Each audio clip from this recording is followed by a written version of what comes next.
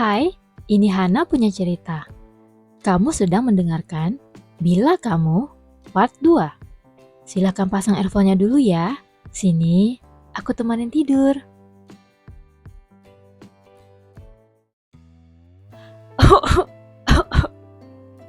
Reina terbatuk-batuk begitu bangun tidur. Tubuhnya juga terasa tidak sehat. Ia bangkit perlahan dengan napas berat. Punggung tangannya menyentuh dahi.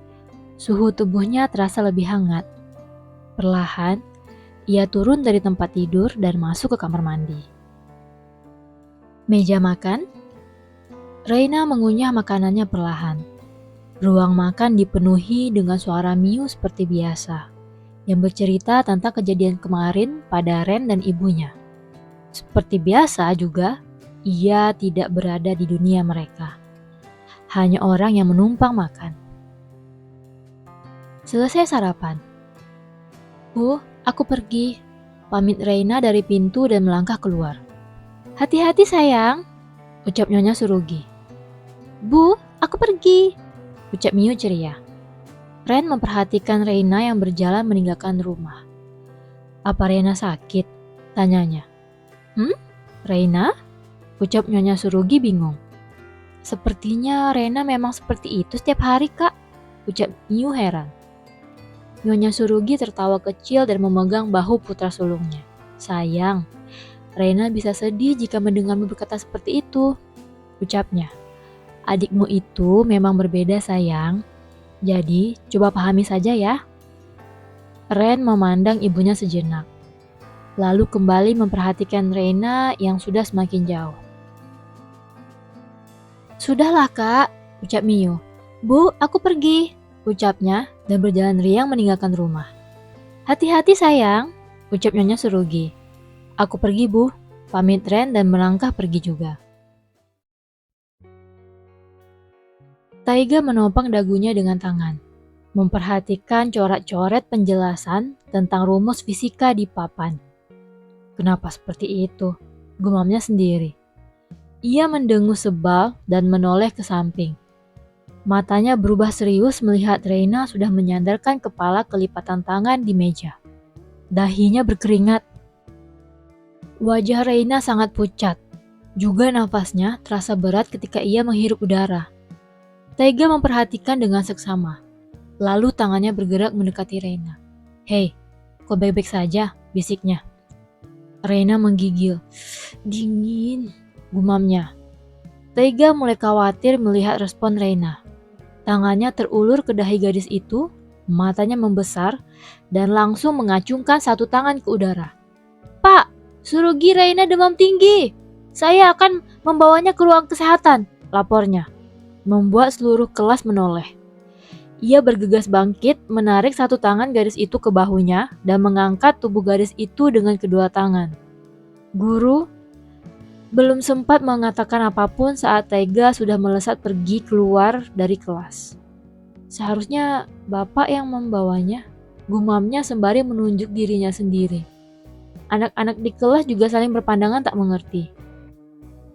Klinik sekolah. Taiga duduk di kursi di sebelah tempat tidur Reina. Satu tangan menopang dagu untuk memperhatikan gadis itu. Tidak habis pikir, kenapa tetap ke sekolah jika sakit? Ia menghembuskan nafas panjang. Kau benar-benar aneh, gumamnya. Reina mengerutkan dahi, lalu perlahan membuka mata. Pandangannya mulai jelas, dan muncul langit-langit juga botol infus yang tergantung. Lalu matanya bergerak ke sekitar, hingga pandangannya bertemu dengan Taiga. Taiga diam dulu bertatapan seperti itu. Lalu wajahnya berubah serius dan maju sedikit. Aku tidak melakukan apapun, kau sudah sakit. Ia tiba-tiba mengklarifikasi. Reina mengedipkan matanya. Aku di mana? Taiga mengerutkan dahi. Lalu mengangkat kedua tangan seolah memberitahu Reina tempat mereka berada ketika itu. Masih bertanya. Reina memperhatikan sekitar. Gumamnya mengerti. Taiga menghela napas dalam. Ia menyandarkan kedua siku ke pinggir tempat tidur. Kenapa tetap ke sekolah jika sakit? Tanyanya heran.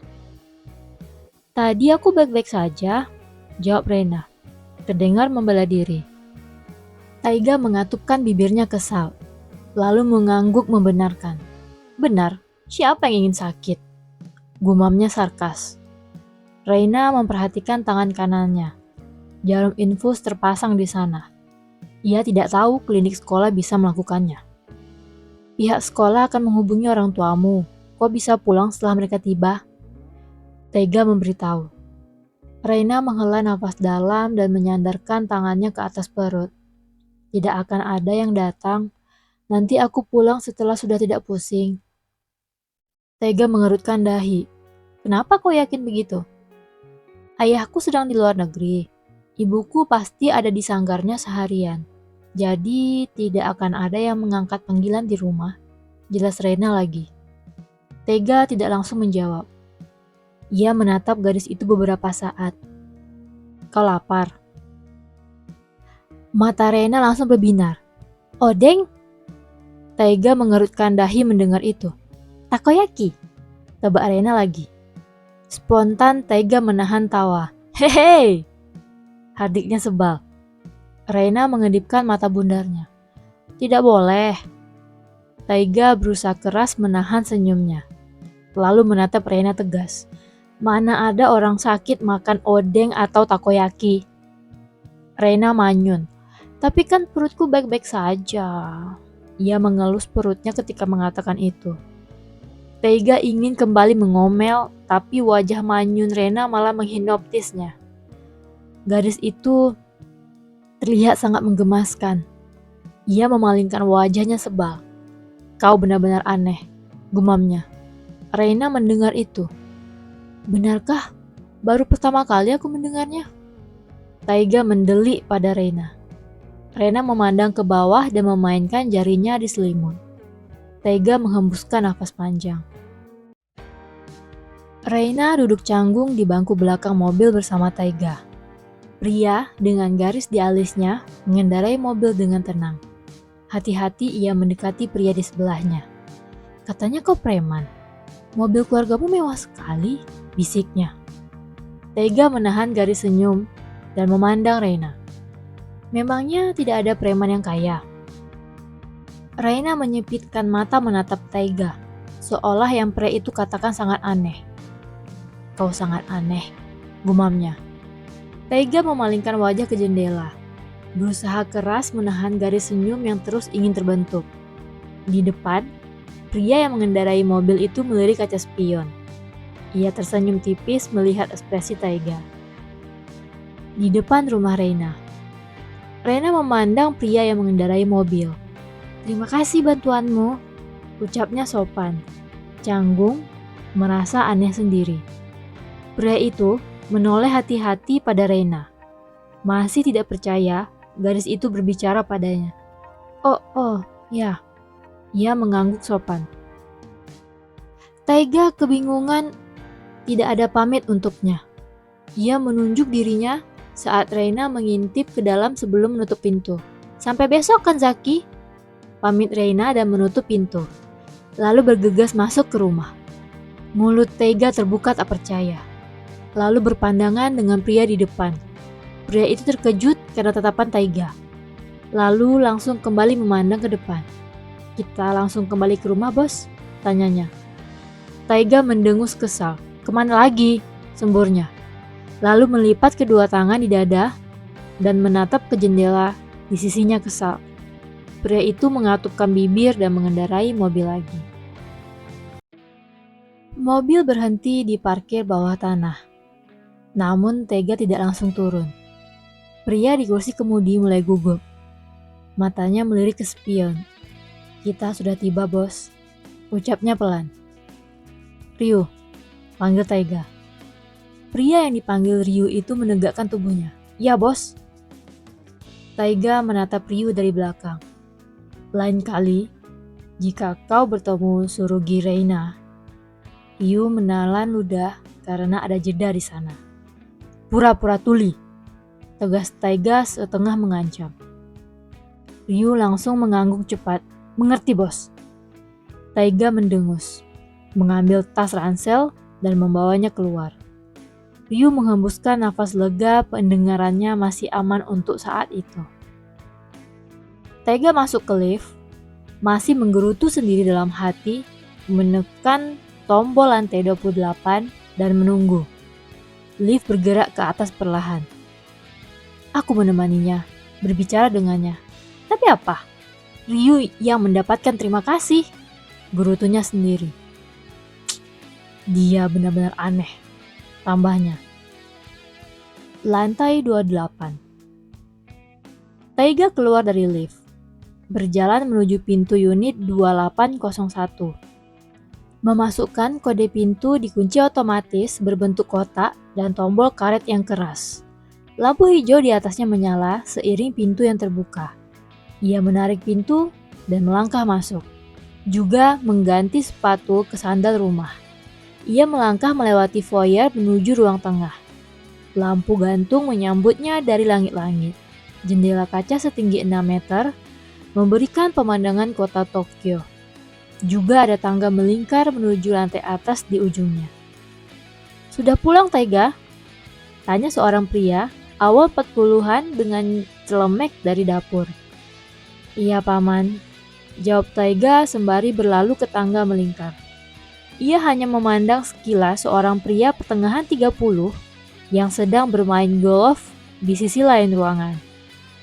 Pria itu, Kanzaki Dojima, menatap Taiga sebal. Hei, paling tidak ucapkan salam pada ayahmu. Aku lelah, nanti saja, ucap Taiga dan naik ke lantai atas. 20 menit kemudian, ia keluar hanya dengan mengenakan handuk yang melilit di pinggangnya. Ia tidak heran melihat ayahnya duduk di pinggir tempat tidur sambil membaca komik. Gadis itu cantik juga, komentar Dojima dengan mata pada komik di tangannya. Taiga yang sedang berpakaian berhenti sejenak, lalu memandang ayahnya. Ryu melapor padamu. Ia setengah menuduh. Dojima memandang Taiga dengan sebelah alis terangkat. Aku adalah bos besar semua orang di sini. Kau lupa, ucapnya sebal. Taiga menghembuskan nafas kesal, lalu mengenakan celana rumahnya. Jangan ganggu dia, ucapnya memperingati. Dojima memasang wajah geli. Aku tidak naksir anak di bawah umur. Ia membela diri dan kembali membaca komik di tangannya. Taiga sampai berbalik untuk menatap ayahnya sebal. Cepat selesaikan, makan malam sudah selesai, ucap Dojima memberitahu sembari menyelesaikan bacaannya juga. Taiga kembali menghadap ke lemari, menarik baju kaos dengan wajah bete.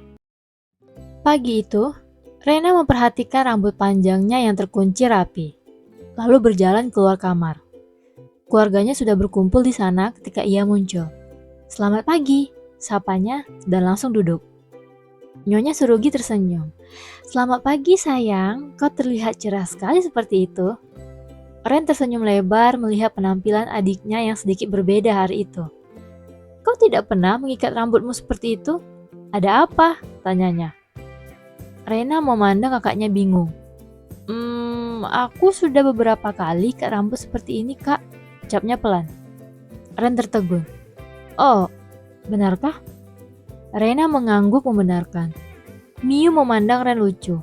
Mungkin kakak tidak memperhatikan. Ledeknya. Sepertinya. Maaf. Ucap Ren malu. Rena tersenyum tipis dan mulai sarapan.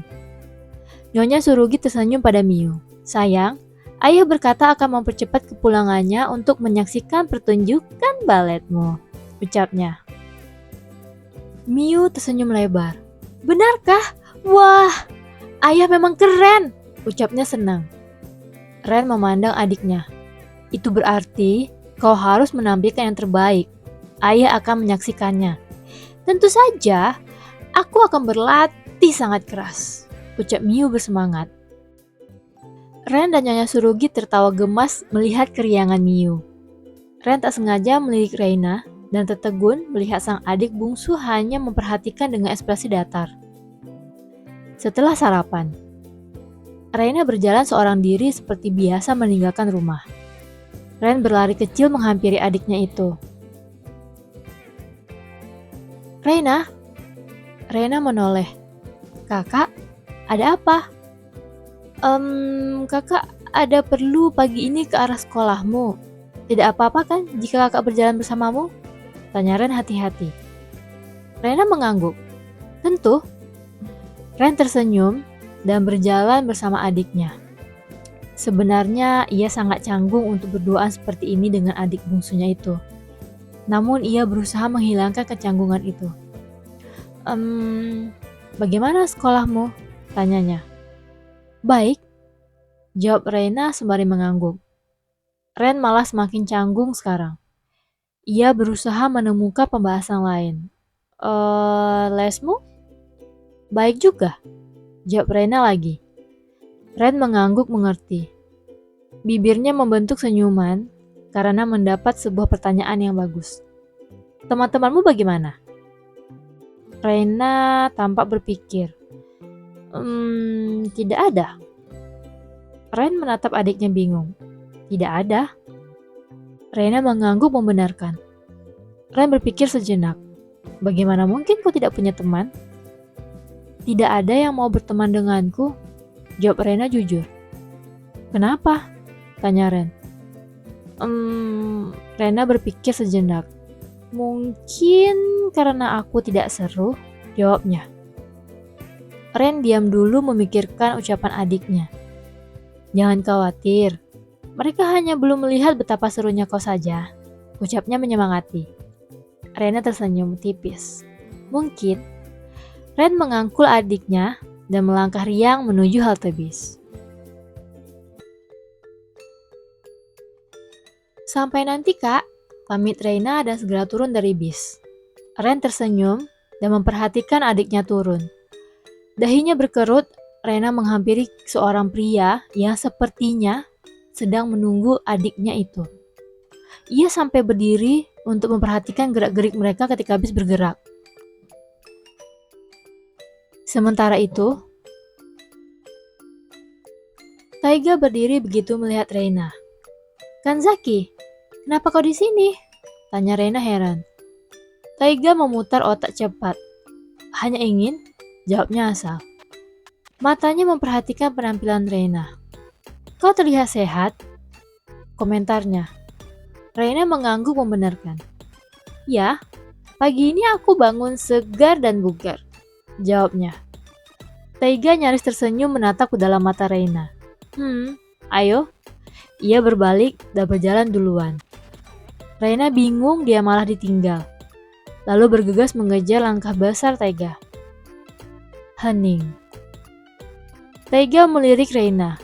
Gadis itu berjalan sedikit susah payah karena langkahnya terlalu lebar. Ia melirik kakinya dan memperlambat langkahnya. Reina tersenyum tipis karena akhirnya ia bisa mengikuti ritme kaki Taiga. Tatapan Taiga pada wajah Reina berubah gemas. Namun langsung memasang wajah kaku, memandang ke depan ketika gadis itu mengangkat wajah. Kakimu panjang sekali, ucap Reina memberitahu Taiga. Taiga melirik Reina aneh. Aku tahu. Reina menahan tawa karena jawaban Taiga. Dek. Taiga terkejut mendapat gebukan keras di dalam dadanya. Spontan ia memegang dada kiri sembari memalingkan wajah. Wajahnya terasa panas. Reina mendongak memandang langit. Sepertinya nanti akan hujan lagi. Taiga ikut mendongak. Lalu memandang Reina. Reina heran karena dipandang seperti itu. Ada apa? Coach. Mulut Taiga langsung rapat sebelum mengatakan hal konyol yang tiba-tiba akan keluar. Reina lebih bingung karena Taiga diam. Kau suka komik? Tanya Taiga dengan wajah merah padam. Mata Reina membesar. Aku suka. Taiga tak menyangka jawaban Reina malah seperti itu. Aku punya koleksi komik di rumahku. Ingin melihatnya? Aku boleh melihatnya? Tanya Reina bersemangat. Taiga mengangguk membenarkan. Rena tersenyum senang.